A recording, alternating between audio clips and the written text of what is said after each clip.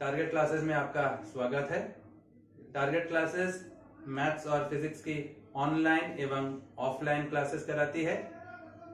YouTube में मेरे जो वीडियोस अब मैं डाल रहा हूं, उम्मीद करता हूं कि आपको वो वीडियोस अच्छे लगेंगे।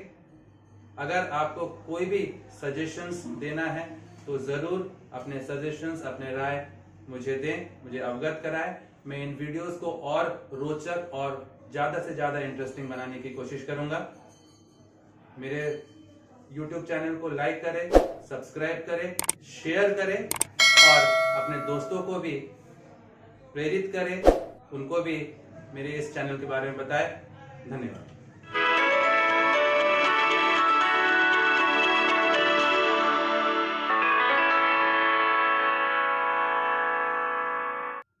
तो आज का जो हमारा टॉपिक है that is kinetic interpretation of temperature.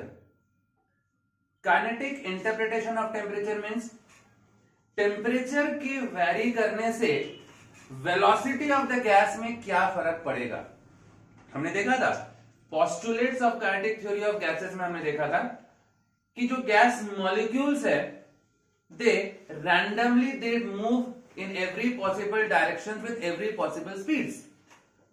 तो अब सवाल ये उठता है कि अगर मान लीजिए गैस का टेम्परेचर अगर बढ़ता है या घटता है तो with change in temperature what will be the effect in the RMS velocity of the gas. Root mean square velocity जो है गैस मॉलिक्यूल्स का, उस पर क्या फर्क पड़ेगा। देखिए, हमने प्रेशर ऑफ ए गैस जब हमने उसका रिलेशन डिराइव किया था तो हमारे पास था P is equal to 1/3 capital M C bar square by V। Pressure of a gas that is 1/3 capital M क्या?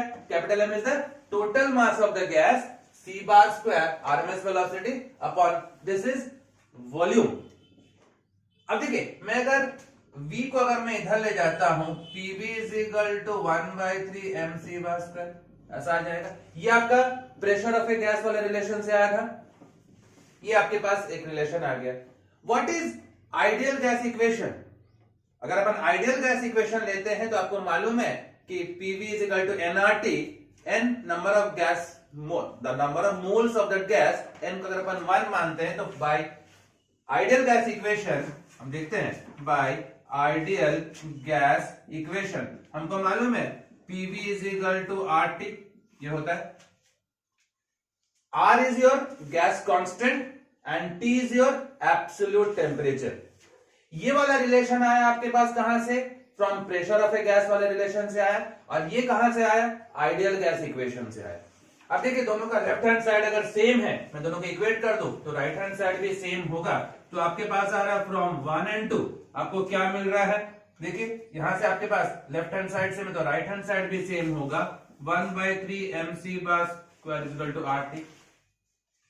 यहां से एक काम कर रहा हूं, m को डिवाइड कर दे रहा हूं, 3 को उधर ले जा रहा हूं, C bar square is equal to 3R by M into T, ऐसा हो जा रहा है। अब मुझे बताइए, 3 ऑलरेडी एक कांस्टेंट नंबर है, R is a gas constant और M total mass of the gas, ये भी तो कांस्टेंट है। मतलब ये पूरा चीज आपका कांस्टेंट हो गया। ये पूरा चीज अगर कांस्टेंट हो गया, हम कहते हैं but 3R by M is equal to K, ये आपका एक कांस्टेंट नंबर आ गया। मतलब मैं कह सकता हूं C bar square is equal to K T, लिख सकता हूं। हम जब प्रोपोर्शनलिटी हटाते हैं तो कांस्टेंट लगता है, कांस्टेंट हटाएंगे प्रोपोर्शनलिटी लग जाएगा। मतलब आपके पास C bar square is proportional to T या C bar is proportional to root over T। मतलब क्या हो रहा है? मतलब हो रहा है the RMS velocity is directly proportional to the square root of the temperature। Temperature बढ़ाओगे तो गैस मॉलिक्यूल्स के जो वेलोसिटी है वो भी बढ़ेगा, टेम्परेचर कम करोगे तो उसका RMS वेलोसिटी भी कम हो जाएगा। तो यहां say that is called kinetic interpretation of gas. यहां पर एक जो शब्द यूज करें काइनेटिक, क्यों? क्योंकि हम यहां पर motion of the gas molecules की बात कर रहे हैं, उसकी स्पीड की बात कर रहे हैं। तो टेम्परेचर के बढ़ाने से गैस मॉलिक्यूल्स जो है उसकी स्पीड बढ़ती है। ठीक है, क्लियर हो गया। प्रेशर ऑफ अ गैस जो रिलेशन आपने डिराइव किया है, उस प्रेशर ऑफ ए गैस को यूज करके हम अलग अलग गैस लॉज को हम लोग प्रूव करते हैं। अलग अलग गैस लॉज, जैसे कि आपको मालूम है Boyle's law, Charles law, Avogadro's law, Gay-Lussac's law, ये सारे आप जो लॉज है इसको आप प्रूव करते हो। तो सबसे पहले हमारे पास आता है बॉयल्स लॉ। हमको बॉयल्स लॉ को प्रूव करना है। What is Boyle's law? Boyle's law कहता है PV is equal to constant, मतलब at constant temperature the volume of a given mass of a gas is inversely proportional to pressure. यही आपका Boyle's law है। At constant temperature the volume of a given mass of a gas is inversely proportional to pressure, मतलब आपको PV is equal to constant ये prove करना है Boyle's law में। कब? At constant temperature. यही आपका बॉयल्स लॉ है। तो इस चीज को आपको प्रूव करना है using kinetic theory of gases. तो काइनेटिक थ्योरी ऑफ गैसेस से आपको मालूम है P is equal to 1/3 mc bar square by v। v volume है। अब यहां से मैं v को इधर कर दे रहा हूं, Pv is equal to 1/3 mc bar square. ये हो रहा है 1/3 ऑलरेडी कांस्टेंट नंबर है, mass of a gas constant है, तो ये पूरा वैल्यू कांस्टेंट हो गया। तो Pv is equal to kc bar square, ये पूरा वैल्यू आपका कांस्टेंट है, मैंने k लिख दिया। कांस्टेंट को हटा रहा हूं, Pv is proportional to c bar square, ये आ गया आपके पास। कांस्टेंट को हटाऊंगा तो प्रोपोर्शनलिटी लग जाएगा। ठीक, इसके पहले हमने अभी देखा था काइनेटिक इंटरप्रिटेशन ऑफ टेम्परेचर में हमने देखा था c bar square is proportional to t में c bar is proportional to root t, ये हमने अभी देखा है। तो c bar square is proportional to t, that means यहां से आपके पास आ रहा है Pv is proportional to c bar square, c bar square is proportional to t। ये इसके प्रोपोर्शनल है और ये t के प्रोपोर्शनल है, इंप्लाइज क्या आ रहा है? Pv is proportional to t होना चाहिए। Pv is proportional to c bar square आया। c बार स्क्वायर आपको मालूम है काइनेटिक इंटरप्रिटेशन ऑफ टेम्परेचर से c bar square is directly proportional to t, तो c bar square is directly proportional to t। तो c bar square Pv c bar square के proportional, c bar square t के proportional, that means what? Pv is proportional to t हो गया। Proportionality हटा रहे हैं, आपके पास Pv is equal to kT, ये आ जा रहा है। प्रोपोर्शनलिटी हटा है, कांस्टेंट लग गया k। अब अगर मैंने टेम्परेचर को कांस्टेंट माना, एट कांस्टेंट टेम्परेचर, अगर टेम्परेचर पूरा कांस्टेंट माना, ये तो ऑलरेडी कांस्टेंट है, टेम्परेचर को भी अगर मैंने कांस्टेंट मान लिया, ये पूरा कांस्टेंट हो गया, implies Pv is equal to constant. क्या यही आपका बॉयल्स लॉ है? यही तो आपका बॉयल्स लॉ है, Pv is equal to constant. Boyle's law में तो ये आपको प्रूव करना था। कब? At constant temperature. वही तो हमने कांस्टेंट टेम्परेचर में लिया, देखिए Pv is equal to constant, this is your Boyle's law. तो हमने यूज किया, हमने यहां पर यूज किया प्रेशर ऑफ ए गैस वाला रिलेशन को हमने यूज किया और वहां से हमने बॉयल्स लॉ को प्रूव कर दिया। कौन सा रिलेशन यूज किए? हमने इसके पहले देखा था काइनेटिक इंटरप्रिटेशन ऑफ टेम्परेचर में c bar square is directly proportional to t, वही मैंने यहां पर यूज कर लिया। Pv is proportional to c bar square is proportional to t, इसका मतलब Pv is proportional to t आ गया। आपने टेम्परेचर कांस्टेंट माना, ये पूरा कांस्टेंट हो गया, मतलब Pv is equal to constant, this is your Boyle's law. Next जो लॉ आपको प्रूव करना है that is your Charles law using pressure of a gas. तो आपने चार्ल्स लॉ में मालूम है V by T is equal to constant होता है, V by T is equal to constant. कब? एट कांस्टेंट प्रेशर, यही होता है चार्ल्स लॉ। कैसे डिफाइन करते हैं हम लोग चार्ल्स लॉ? चार्ल्स लॉ में हम लोग कहते हैं the volume of a given mass at constant pressure, at constant pressure the volume of a given mass of a gas is directly proportional to temperature। यही होता है आपके पास, at constant pressure the volume of a given mass of a gas is directly proportional to temperature। ये आपका Charles law है और आपको Charles law prove करना है using pressure of a gas वाला रिलेशन से। प्रेशर ऑफ ए गैस वाला relation P is equal to फिर वही 1/3 mc bar square by v, ये प्रेशर ऑफ ए गैस का रिलेशन है। मैं V को इधर करके P को डिवाइड कर दे रहा हूं, V is equal to 1/3 m by P c bar square. V को इधर कर दिया, P को डिवाइड कर दिया। और अगर मैं कहता हूं कि एट कांस्टेंट प्रेशर, अगर प्रेशर कांस्टेंट है, देखिए 1/3 तो कांस्टेंट है ही है, मास तो ऑलरेडी कांस्टेंट है, मास इज ऑलवेज कांस्टेंट। और अगर मैंने प्रेशर को भी कांस्टेंट लिया, एट कांस्टेंट प्रेशर, अगर मैंने प्रेशर को कांस्टेंट माना तो ये पूरा पूरा जो वैल्यू 1/3 ये आपका कांस्टेंट हो गया के। तो ये वाला वैल्यू पूरा कांस्टेंट हो गया, तो V is equal to K C bar square, V is proportional to C bar square. ये आपकी इक्वेशन नंबर 1 आ गया। और आपने काइनेटिक इंटरप्रिटेशन ऑफ टेम्परेचर में देखा कि C bar square is proportional to T, ये होता है V is proportional to C bar square is proportional to T, तो इंप्लाइज क्या हो जाएगा, ये इसके प्रोपोर्शनल और ये जो चीज टी के, that means V is proportional to T. यही तो आ रहा है। क्या यही आपका चार्ल्स लॉ है?